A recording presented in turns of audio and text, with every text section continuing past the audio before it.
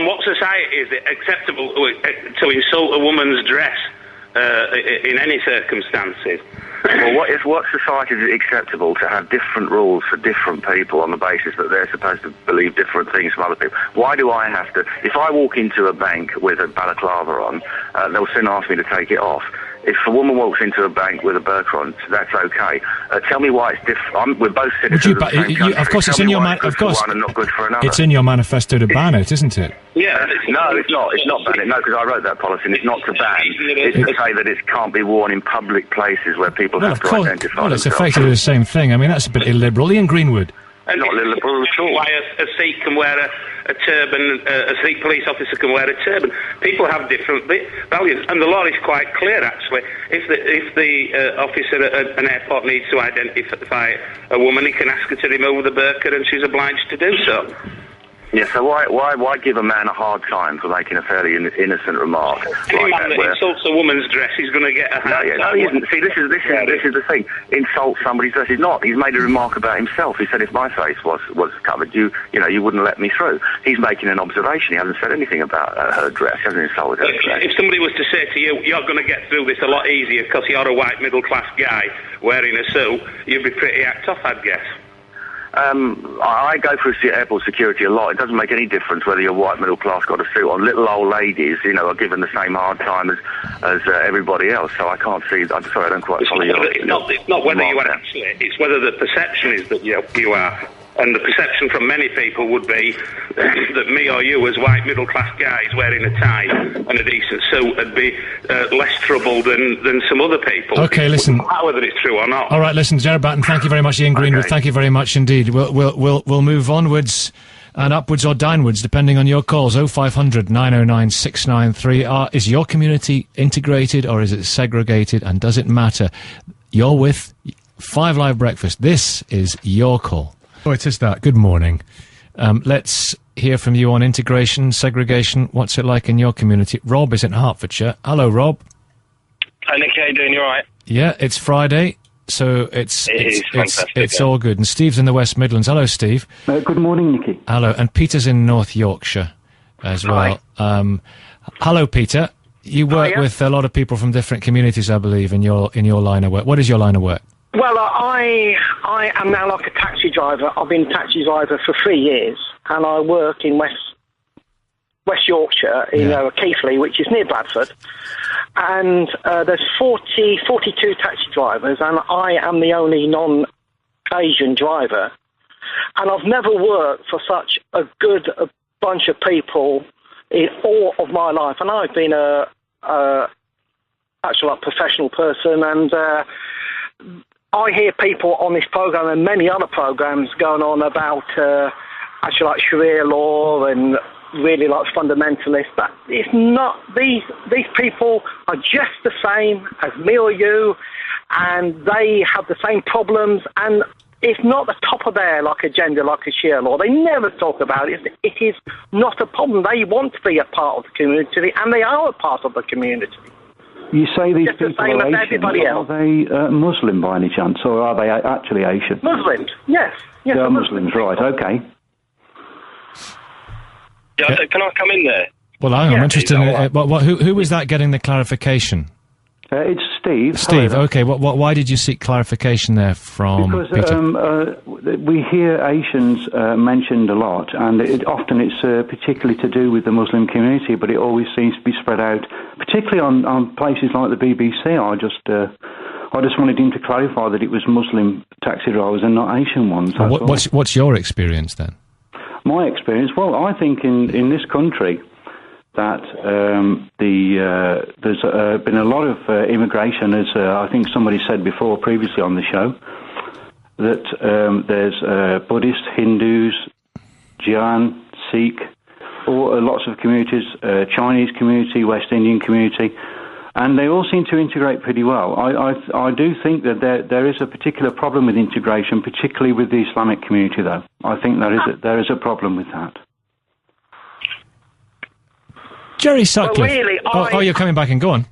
Yeah, I actually find that really like offensive sometimes. Why? I say, because the Muslim because like the Muslim community, which I actually deal with in Keighley, is they want to integrate with every other sort of Buddhist and everybody else. That they are just the same as any other single actual like religion. They don't want to take over everything, which I hear that people are saying.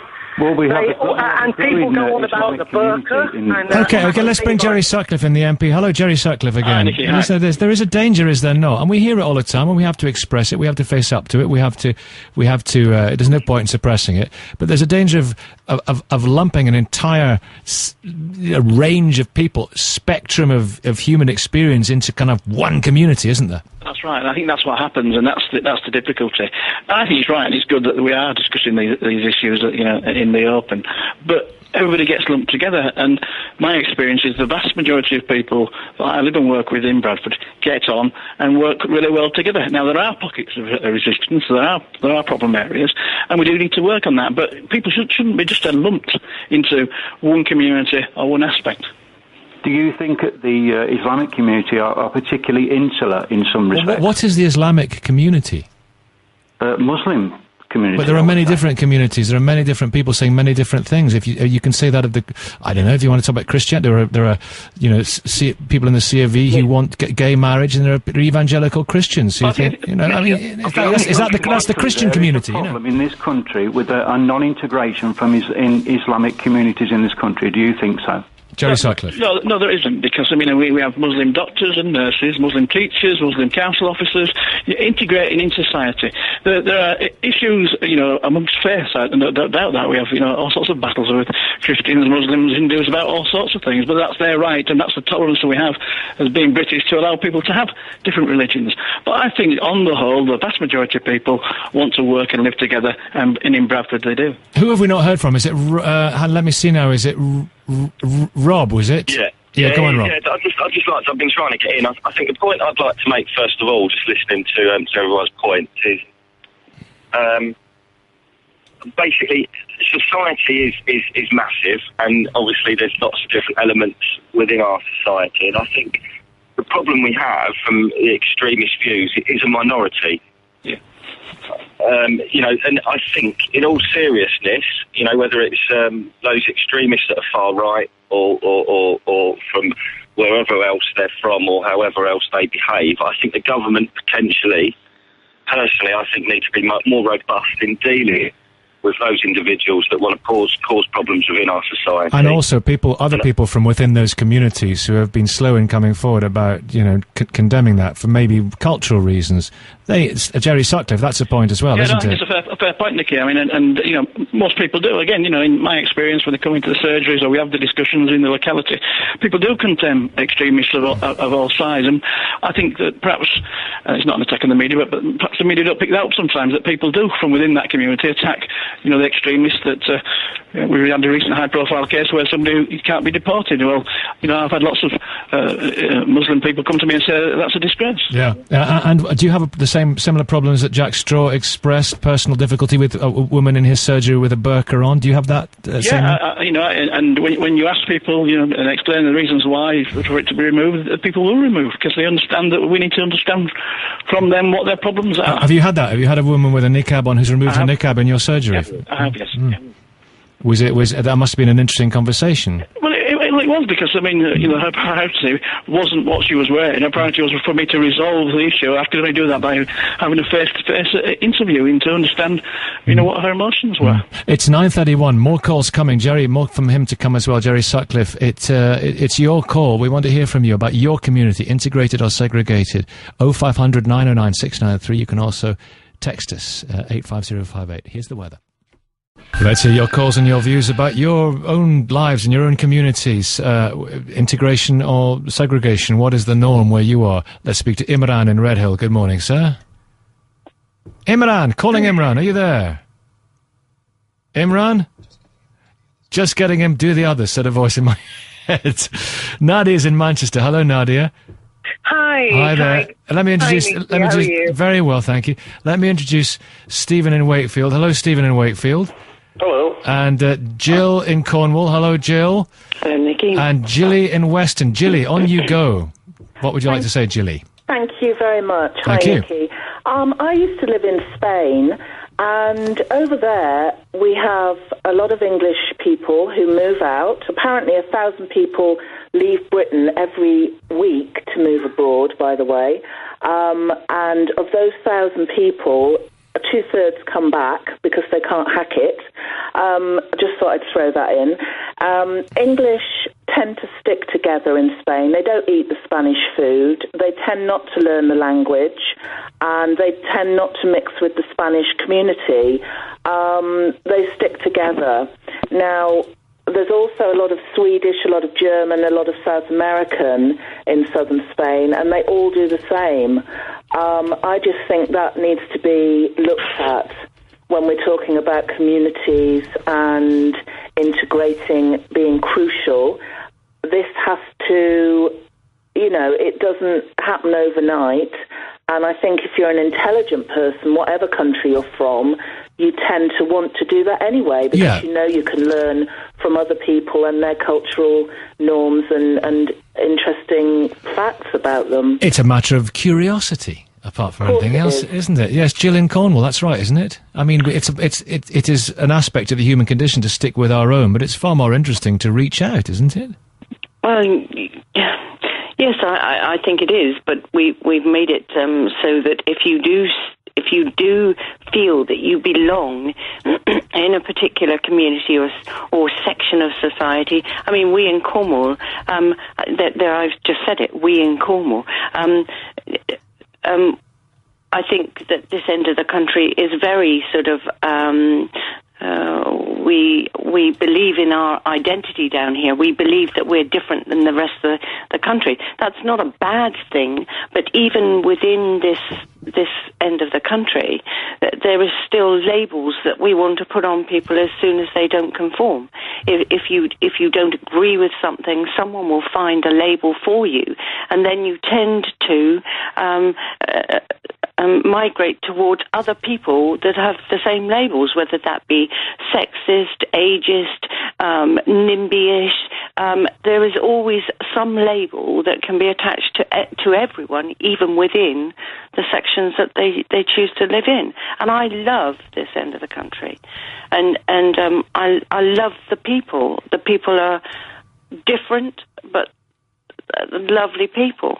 But we are getting more foreign people and people from other areas moving into the country, into this end of the country, and they are, in their own way, forming their own little cliques. And there doesn't appear to be anything that anyone can do about that. They choose to do that, and it doesn't matter how welcoming a community is.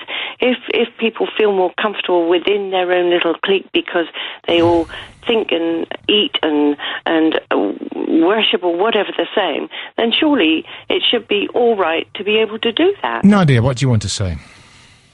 I love what she's saying, honestly, because I love multiculturalism. I grew up in Africa, where I am a Muslim, but I schooled in a Catholic school. I lived in an area where there were British people, French, Italians, Germans, and other aspects of other people, black or Muslims or Asians. And we embraced each other's life and culture. We learned from each other. And when I sit and I hear when people talk about, these Muslims, these multiculturalism has never worked, we forget that Britain or the world is based and built on sharing cultures and resources from long time ago, even during our Prophet time. And I just feel that sometimes it is fear, and I don't even think it's even racism. I think it's fear, where people feel that people are coming, taking over, are doing this and that. And I think it's an individual fear. And it can look like it's racism sometimes. It does look like it's racism sometimes. And it's a two-way street racism, isn't it? It can't. Yes. It can come from anyone towards anyone else who's different. Exactly. And we do have cultures or people who do not want to integrate with other people because it's a human nature. They feel they have that fear. We want to hang on to our culture, to our ways of life. We don't want to change. But then it is just fear. And the minute you integrate, that fear goes away. Okay, let's hear from Imran. We've got him eventually. Do stay there, Nadia, because what you say is right. And when you look somebody in the eyes and talk to them, everything changes, doesn't it? Very often. Imran, we got you. Good morning. Hi, good morning, Nicky. Imran in Red Hill. We've also got Stephen in Wakefield. Hello, Stephen. Hello. Again, Stephen, you can respond to what Imran says. Go on, Imran. Nicky, I'm part of a group called the Ahmadiyya Muslim Association, and at the moment, for the last year and a half, we've been doing a campaign up and down the UK. It's a national campaign, and it's called Love for All, Hatred for None. And I think it encapsulates a message we're trying to get across. And even within our community members, we try and make sure that those that don't speak English start to learn English, to go to classes. We hold interfaith meetings where we call people from different faiths so we can get together. He's made a remark about himself. He said if my face was covered, you wouldn't let me through. He's making an observation. He hasn't said anything about her dress. He hasn't insulted her dress. If somebody was to say to you, you're going to get through this a lot easier because you're a white middle-class guy wearing a suit, you'd be pretty act off, I'd guess. I go through airport security a lot. It doesn't make any difference whether you're white middle class, got a suit on. Little old ladies, hey, tell me why it's different. We're both citizens of the same country. Of course, it's in your It's in your manifesto to ban it, isn't it? Yeah, no, it's not. It's not ban it. No, because I wrote that policy, and it's not to ban. It's to say that it can't be worn in public places where people have to identify themselves. It's effectively the same thing. I mean, that's a bit illiberal. Ian Greenwood. It's not illiberal at all. Why a Sikh can wear a turban, a Sikh police officer. And what society is it acceptable to insult a woman's dress in any circumstances? Well, what society is it acceptable to have different rules for different people on the basis that they're supposed to believe different things from other people? Why do I have to? If I walk into a bank with a balaclava on, they'll soon ask me to take it off. If a woman walks into a bank with a burqa on, that's okay, because, are given the same hard time as everybody else, so I can't see. I'm sorry, I don't quite follow you. It's not whether you are actually, it's whether the perception is that you are. And the perception from many people would be that me or you, as white middle-class guys wearing a tie and a decent suit, would be less trouble than some other people. Okay, listen. Whether it's true or not. All right, listen, Jared Batten, thank you very much, Ian Greenwood. You can wear a turban. People have different values, and the law is quite clear, actually. If the officer at an airport needs to identify a woman, he can ask her to remove the burqa, and she's obliged to do so. Yeah, so why give a man a hard time for making a fairly innocent remark? Any man that insults a woman's dress is going to get a hard time. No, he isn't. See, this is the thing. Insult somebody's dress.